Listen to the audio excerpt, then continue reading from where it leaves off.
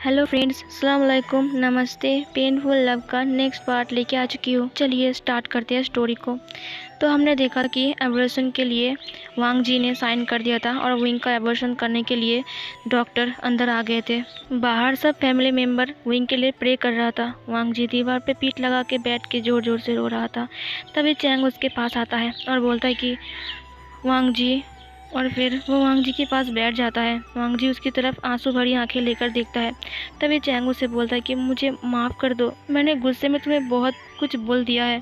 मुझे पता है कि विंग का एबॉर्शन करना ज़रूरी है, क्योंकि उसे बचाने के लिए कम से कम तुमने तो साथ दिया उसका। मुझे तुम्हें इतना बुरी बुरी बातें नहीं बोलना चाहिए था। मैं तुम्हें बहुत गंदी गंदी बातें बोल दिया, मुझे माफ़ कर दो। और तभी वांग जी उसकी हाथों को पकड़ के बोलता है कि क्या विंग ठीक हो जाएगा? क्या क्या उसे जब पता चलेगा कि मैंने उसके एबॉर्शन के लिए साइन कर दिया था, तो क्या वो मुझे माफ़ करेगा?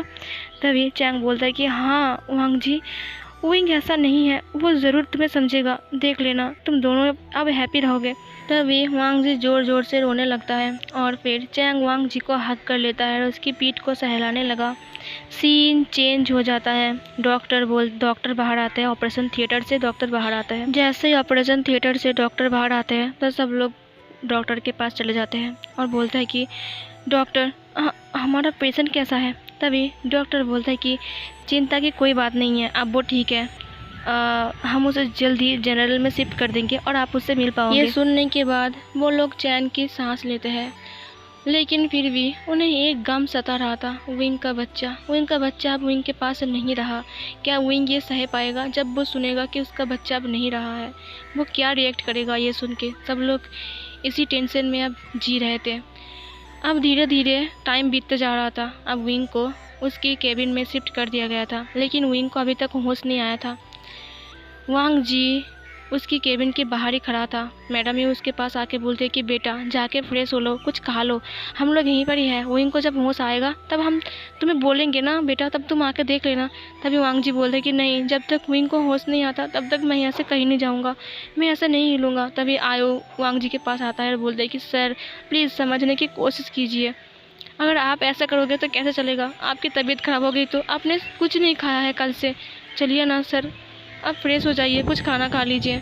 चैंग भी वांग जी को आके बोलता है चलो मैं तुम्हें ले जाता हूँ, और वो ज़बरदस्ती वांग जी को लेकर चला जाता है फ्रेश करने के लिए, खाना खिलाने के लिए। फिर सीन चेंज होता है। अब 7 दिन बीत चुके थे, लेकिन अभी तक विंग को होश नहीं आया था। विंग के घाव भी भर गए थे, लेकिन विंग को होश नहीं आया था। डॉक्टर से जब वो लोग पूछते हैं तो डॉक्टर बोलते हैं कि चिंता मत कीजिए, इसके साथ दो चीज़ हुई है। एक तो उसको गोली लगी है इन्फेक्शन, और ऊपर से उसका एबॉर्शन हुआ है। कुछ पेशेंट को ऐसा होता है, वो उसको जल्दी होश आ जाएगा। आप लोग चिंता मत कीजिए, जब तक उसे होश नहीं आता तब तक हम लोग उसका अच्छे से ख्याल रखेंगे, तब तक हम उसे हॉस्पिटल में रखेंगे। जब होश आ जाएगा तब उसे आप घर ले जा सकते हो। वो लोग बहुत ज़्यादा टेंशन में थे क्योंकि वो इनको होश ही नहीं आ रहा था। 1 हफ्ता बीत जाता है। फिर शाम के टाइम सब लोग बैठे हुए थे। अचानक ही नर्स आके उन्हें बोलता है कि आपके पेशेंट को होश आया है, और तभी वो सब लोग दौड़ के विंग के पास जाने लगता है। वांग जी भी जाता है। सब लोग विंग की केबिन के अंदर जाता है, देखता है कि विंग आंखें खोलकर उन लोगों को ही देख रहा था। तभी विंग को नर्स आके सीधा करता है और उसे बिठा देता है बेड में। तभी यानली उसके पास जाके बैठ जाती है, उसकी बालों को सहलाते हुए बोलता है कि आशियान, तुम कैसे फील कर रहे हो अब? तभी वहाँ पे नर्स भी विंग को पूछता है सर अब क्या आप बेटर फील कर रहे हो? तभी विंग उस नर्स की तरफ देखते हुए बोलता है कि क्या क्या मेरी ऑपरेशन इस हॉस्पिटल में हुई है? तभी नर्स हाँ में अपना सिर हिलाता है, और फिर वो नर्स से पूछती है कि ऑपरेशन हुई है और कुछ नहीं हुआ ना? और फिर नर्स अपनी नज़र को नीचे झुका लेता है और फिर विंग अपने पेट में हाथ देता है। विंग को थोड़ा अजीब लग रहा था, क्योंकि जब वो प्रेग्नेंट था तब उसको एक अजीब लग रहा था, लेकिन अब उसे कुछ और अजीब लग रहा है। तभी वो नर्स की तरफ देखते हुए बोलता है कि और कुछ भी नहीं हुआ है ना? तुम जवाब क्यों नहीं दे रही हो? और फिर वो यानली की तरफ देखती है जिसकी आंखों में आंसू थे। यानली की आंखों में आंसू देखकर वो समझ गए थे कि उसके साथ क्या हुआ है, और फिर विंग की आंखों में भी आंसू आ जाते हैं और बोलता है कि कहीं मेरा बच्चा। और फिर तभी यहाँ लिए विंग को हग कर लेता है और बोलता है कि आशियान शांत हो जाओ, अपने आप को संभालो। और फिर विंग बोलता है कि कैसे संभालूं, आप लोगों ने मेरे बच्चे को मार दिया, इसका मतलब ये सच है। और फिर विंग अपने पेट को हाथ देते हुए बोलता है कि ये आपने क्या क्या किया आप लोगों ने मेरे साथ। तभी विंग सीधा होता है और वो नर्स की तरफ देखता है और नर्स को बोलता है कि किससे पूछ के तुमने सब किया है? किसको पूछ के किया है तुमने? क्या तुमने मेरे परमिशन लिया था? क्या तुमने मुझसे पूछा था? तुमने मेरे बच्चे को मारने से पहले मुझसे राय मांगी थी? क्या मैंने तुम्हें कहा था? तुमने कैसे किया ये सब? तुम्हारी हिम्मत कैसे हुई ये सब करने की?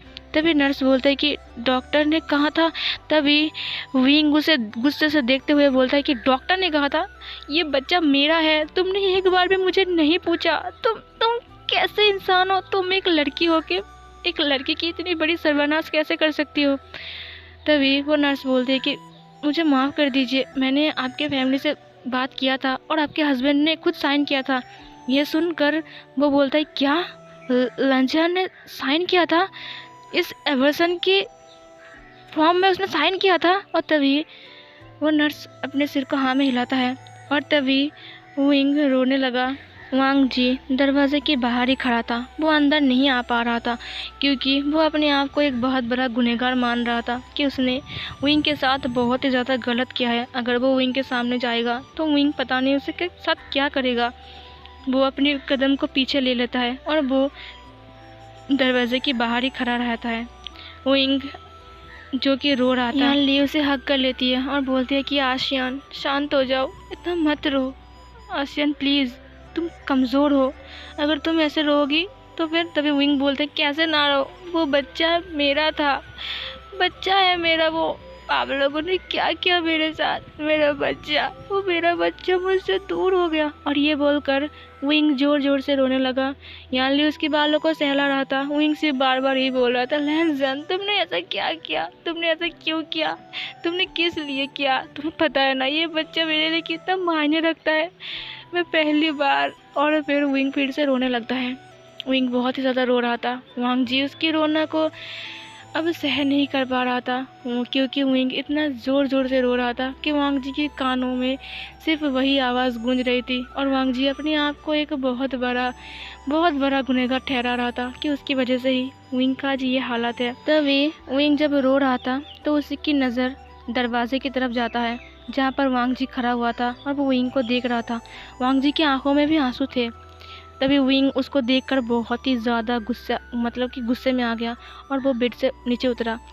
तभी उसको सब लोग बोलते हैं कि विंग बेटा ये क्या कर रहे हो, तुम्हें तबीयत ख़राब है। और तभी विंग सबको धक्का देते हुए वांग जी के पास जाता है। तभी वांग जी विंग को बोलते हैं कि विंग मेरी बात सुनो। और तभी विंग ज़ोर से कस के वांग जी को एक थप्पड़ मार देता है जिसकी वजह से वांग जी का मुँह टेढ़ा हो जाता है।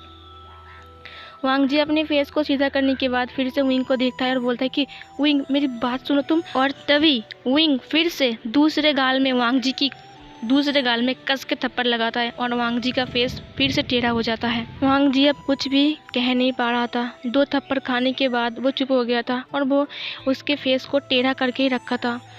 फिर विंग उसे रोते हुए बोलते हैं कि तुम्हारी हिम्मत कैसे हुई? और तभी वांग जी सीधा होकर विंग की तरफ देखने लगता है। वांग जी की आंखों में आंसू था। सच में वो भी दुखी था, लेकिन विंग एक बच्चे के जैसा बिहेव कर रहा था क्योंकि उसने अपने बच्चे को खो जो दिया है। वो बच्चा जो खो गया है, उसे जो चला गया है उसके पास से, वो तो वापस नहीं आएगा ना। तो विंग को बस यही एक गम था कि वांग जी ने ऐसा क्यों किया। और तभी वो वांग जी को बोलता है कि तुमने ऐसा क्यों किया? तुम्हारी हिम्मत कैसे हुई ये सब करने की? तुमने किससे पूछकर मेरे बच्चे के साथ ऐसा किया है? तुम्हारी हिम्मत कैसे हुई लान वांग जी? और फिर वो उसी कॉलर को पकड़ लेता है, उसे झिलाते हुए बोलता है कि तुमने इतनी बड़ी कदम उठाने से पहले मुझे एक बार भी पूछा है? तुमने क्यों नहीं पूछा मुझसे? बोलो तुम्हें किसने हक दिया है मेरे बच्चे को मारने के लिए? और तभी वांग जी बोलते हैं कि विंग तुम बेहोश थी और तुम्हारी तबीयत। तभी विंग बोलता है कि तो तुम वेट नहीं कर सकते थे मेरा? मैं होश में आती उसके बाद तो तुम मुझे पूछ सकते थे ना। तुमने क्यों किया? बोलो क्यों किया? क्यों? और वो बहुत ज़्यादा रोने लगता है। वो इतना ज़्यादा रो रहा था, वांग जी भी रो रहा था। और फिर विंग बोलता है क्यों तुमने मेरे बच्चे को मुझसे अलग कर दिया? क्यों वांग जी? क्यों? बोलो क्यों? क्या तुम मुझे उसे लौटा सकते हो? क्या तुम उसे वापस ला सकते हो? बोलो। तभी वांग जी विंग को हक कर लेता है और वो भी विंग के साथ रोने लगा। विंग भी ज़ोर ज़ोर से रो रहा था। विंग वांग जी को बोलता है कि मैं तुमसे नफरत करती हूँ, और उसे अपने से दूर करता है और बोलता है कि मैं तुमसे नफरत करती हूँ। कैसे बाप हो तुम, अपने बच्चे को मार दिया, तुम्हें शर्म नहीं आ रही, मेरे सामने खड़े हुए हो तुम। और तभी विंग चैंग को बोलता है कि चैंग मुझे घर जाना है और मुझे इस इंसान का चेहरा नहीं देखना है, इसे मेरे सामने से ले जाओ। और तभी डॉक्टर वहाँ पे आ जाता है और बोलता है कि अरे क्या कर रहे हो आप, पेशेंट को इतना इतना गुस्सा क्यों दिला रहे हो आप, पेशेंट को पता है ना इसकी कंडीशन ख़राब है। और तभी वहाँ पर मैडम यू आ जाती है, जियांग फेंगमियन आ जाती है और बोलती है कि विंग बेटा शांत हो जाओ बेटा, तुम्हारे साथ बहुत गलत हुआ है, हम जानते हैं, लेकिन इसमें वांग जी का कोई गलती नहीं था, वो तो हम। और तभी विंग मैडम यू को हक कर लेती है और बोलती है कि आंटी ये सब क्या हो गया, आंटी मेरे साथ क्या हो गया ये सब। और तभी वो रोने लगता है। तभी डॉक्टर बोलते हैं कि प्लीज़ आप पेशेंट को शांत कीजिए, ये सब क्या कर रहे हो, कंडीशन ख़राब है इनकी, समझने की कोशिश कीजिए। मैडम यू उसके बालों को सहलाते हुए बोलता है कि बेटा विंग चिंता मत करो, बुरे समय लाइफ में आते हैं, हमें आगे बढ़ना पड़ेगा। विंग बोलता है कि कैसे आगे बढ़ो, मैंने मेरे बच्चे को खो दिया। वो रोने लगता है। तभी चैंग वांग जी को बोलता है कि वांग जी प्लीज़ तुम यहाँ से अभी जाओ, देखो विंग की तबीयत ख़राब है, मेरे साथ चलो तुम। और फिर चैंग वांग जी को वहाँ से लेके चला जाता है। और फिर गाइस सीन चेंज हो जाता है, हमें घर का सीन दिखाया जाता है। अब विंग को घर में लाया गया था, विंग घर में बेड में बैठा हुआ था, विंग की मूड ठीक नहीं था, विंग का मूड ख़राब था, होगा ही ना क्योंकि उसने अपने बच्चे को खो दिया है, तो मूड तो ख़राब होगा उसका। वांग जी विंग के लिए सूप बना के लेके आया था और वो विंग के पास आके टेबल में सूप को रख देता है और वो विंग के पास बैठ जाता है। विंग अपने फेस को दूसरी तरफ घुमा के रखा था। और तभी वांग जी उसे बोलता है कि विंग मुझे पता है कि तुम मुझसे नाराज़ हो, मुझे पता है कि मैंने गलत किया है, लेकिन मेरे पास और कोई रास्ता नहीं था, इसके अलावा मेरे पास और कोई रास्ता नहीं था। विंग तुम समझने की कोशिश करो, मैं तुम्हें खोना नहीं चाहता था। और तभी विंग उसकी तरफ घूम के बोलता है और मेरे बच्चे का क्या होगा, उससे तुम बिल्कुल प्यार नहीं करते थे। और तभी वांग जी बोलते हैं कि हाँ मुझे भी गम है उसके खोने का। और तभी विंग हंसने लगता है और बोलते हैं गम, तुम्हें पता है गम क्या होती है, दुख किसे कहते हैं, तुम्हें इमोशन की कदर है, तुम तो पहले दिन से ही। और तभी विंग चुप हो जाता है। वांग जी सूप को हाथ में लेता है और फिर चम्मच से विंग को पिलाने जाता है। तभी विंग उसके हाथ से धक्का देकर सूप को नीचे गिरा देता है और वो नीचे गिर जाता है। ज़ोर से आवाज़ होने की वजह से वहाँ पर सब लोग आ जाते हैं और चैंग भी वहाँ पर आ गया था, यान ली और मैडम यू भी। वो लोग पूछते हैं कि क्या हुआ है, ये आवाज़ कैसी है। तभी वो लोग नीचे सूप को पड़े हुए देखकर विंग को देखता है और बोलता है कि ये कैसे हुआ। और तभी चैंग वांग जी से पूछता है कि क्या हुआ है। तभी विंग उन लोगों को बोलता है कि क्या हुआ है, आपको सामने दिखाई नहीं दे रहा है क्या हुआ है, ये इंसान मेरे कमरे में कैसे आया है और ये मेरे कमरे में क्या कर रहा है, और कौन बोला ये मेरे लिए खाना लाएगा, किसने बोला मैं नहीं खाऊंगा, फिर भी ये मेरे लिए खाना क्यों लाएगा। तभी वांग जी बोलता है कि विंग प्लीज़ शांत हो जाओ, तुम्हारी कंडीशन। और तभी वांग जी को विंग धक्का दे के बोलता है कि तुम इस घर से बाहर निकलो, इस घर से नहीं, मेरी नज़रों से नहीं, बल्कि इस मेंशन से चले जाओ, मुझे तुम्हारे साथ नहीं रहना है, तुम्हारा चेहरा नहीं देखना है, मैं तुमसे नफरत करती हूँ, तुम चले जाओ यहाँ से, निकल जाओ मेरे सामने से। तभी मैडम यू विंग के पास आके समझाने लगती है कि विंग बेटा शांत हो जाओ।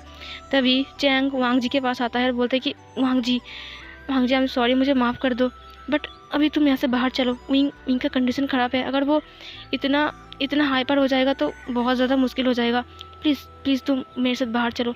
और वांग जी चैंग के साथ बाहर आता है। वांग जी नीचे घुटने टेक कर बैठ जाता है बाहर आके और ज़ोर ज़ोर से रोने लगता है।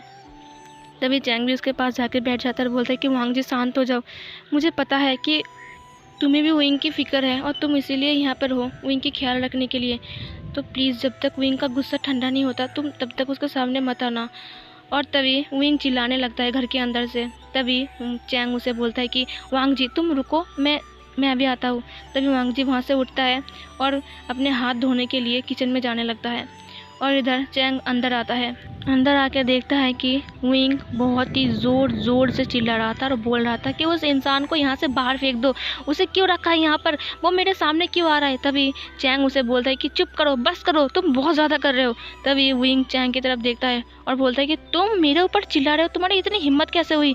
और तभी चैंग बोलता है कि तुम तब से बच्चों जैसे हरकत कर रहे हो, सिर्फ वांग जी का दोष नहीं है, इसमें हम सबका दोष है, हम सब ने कहा था ये सब करने के लिए, और तुम सिर्फ वांग जी के ऊपर गुस्सा नहीं दिखा सकते हो। और तभी विंग बोलता है कि लेकिन साइन उसने किया था। और तभी चैंग बोलता है कि भले साइन उसने किया था, तुम समझने की कोशिश करो, वो बच्चा सिर्फ तुम्हारा अकेला नहीं था, वो बच्चा सिर्फ तुम्हारा ही नहीं था बल्कि वांग जी की भी था। वांग जी को भी तकलीफ हो रहा था साइन करने में, उसके हाथ काँप रहे थे, लेकिन तुम उसके ऊपर इतना गुस्सा हो रहे हो, उसकी बात को समझने की कोशिश नहीं कर रहे हो। विंग और भी ज़्यादा गुस्सा हो जाता है और बोलता है कि तुम मेरे भाई हो या फिर उसके। और तभी चैंग बोलता है कि मैं तुम्हारा भाई हूँ, इसीलिए तुम्हें समझा रहा हूँ विंग, समझने की कोशिश करो। तब कंडीशन अलग थी, तुम समझ नहीं पा रहे हो मेरे भाई, मेरी बातों को समझो, और प्लीज़ वांग जी को गलत मत समझो, वो तुमसे प्यार करता है। और तभी विंग बोलता है कि प्यार करता है? प्यार बिल्कुल नहीं करता वो मुझसे, अगर वो मुझसे प्यार करता तो वो ऐसा कभी नहीं करता। तभी चैंग उसे कुछ बोल नहीं जाता, तभी यान ली चैंग को चुप करा देती है और बोलती कि चुप रहो, विंग की तबीयत ख़राब है और तुम उसके साथ झगड़ा कर रहे हो। तभी चैंग बोलता है कि झगड़ा नहीं दीदी, मैं तो बस। तभी यान ली बोलता है कि चुप हो जाओ, हालात को समझो, विंग को शांत होने दो, उसके बाद हम सब लोग समझा के बोलेंगे, उसकी तबीयत को थोड़ा सुधारने दो। चैंग चुप हो जाता है और वहाँ से चला जाता है और विंग ज़ोर ज़ोर से रोने लगता है। वांग जी को दिखाया जाता है जो कि बहुत ज़्यादा अपसेट था और उसकी आंखों में सिर्फ आंसू आ रहे थे। वांग जी की सिर्फ विंग की बातों को याद कर रहा था। उसे पता है कि विंग उससे बहुत ज़्यादा गुस्सा है, क्योंकि उसने विंग के साथ जो किया है ये जाहिर है कि विंग उस पर गुस्सा करेगा। वांग जी धीरे धीरे बाहर जा रहा था, तभी पीछे से चैंग उसे बुलाता है, लान वांग जी। और तभी वांग जी रुक जाता है, उसकी तरफ मुड़ता है।